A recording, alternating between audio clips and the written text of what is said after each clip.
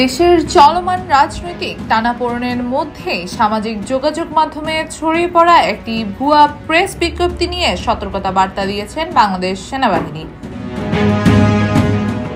সেনাবাহিনীর verified Facebook পেজে দেওয়া এই পোস্টে জানানো হয়েছে, স্বার্থান্বেষী একটি মহল বাংলাদেশ সশস্ত্র বাহিনীর লোগো ব্যবহার করে ভুয়া প্রেস বিজ্ঞপ্তি প্রচার করেছে, যার মাধ্যমে জনগণে বিভ্রান্তি ছড়ানোর পাশাপাশি সশস্ত্র বাহিনী ও জনগণের মধ্যে বিভেদ সৃষ্টির অপপ্রচার করা হচ্ছে। সেনাবাহিনী জনগণকে গুজবে কান না দেওয়ার পাশাপাশি তথ্য যাচাই করে সচেতন হওয়ার অনুরোধ জানিয়েছেন। এর আগে বৃহস্পতিবার দিনভর সামাজিক মাধ্যমে গুঞ্জন ছড়ায় যে প্রধান উপদেষ্টা মোহাম্মদ ইউনূস পদত্যাগ করতে যাচ্ছেন। সন্ধ্যায় এ বিষয়ে এনসিপির আহ্বায়ক নাহিদ ইসলামের বরাতে এমন তথ্য প্রকাশ করেছে বিবিসি বাংলা।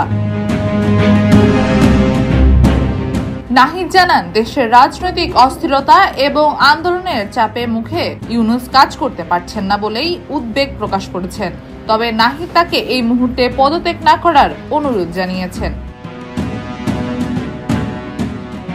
উল্লেখ্য, 2024 সালের আগস্টে কোটা সংস্কার আন্দোলনের জেরে আওয়ামী লীগ সরকারের পতনের পর আন্দোলনের নেতৃত্বাধীন ছাত্রীদের অনুরোধে অন্তর্বর্তীকালীন সরকারের প্রধান হন নোবেলজয়ী অর্থনীতিবিদ মোহাম্মদ ইউনূস। 9.5 মাস পর হলেও নির্বাচন নিয়ে রাজনৈতিক দলগুলোর মধ্যে ঐক্যমত পৌঁছানো সম্ভব হয়নি। এর মধ্যেই সেনাপ্রধান ওয়াকারুজ্জামান নির্বাচনের প্রসঙ্গে ডিসেম্বরের মধ্যে ভোট আয়োজনের কথা জানিয়েছেন বলে জানা গেছে।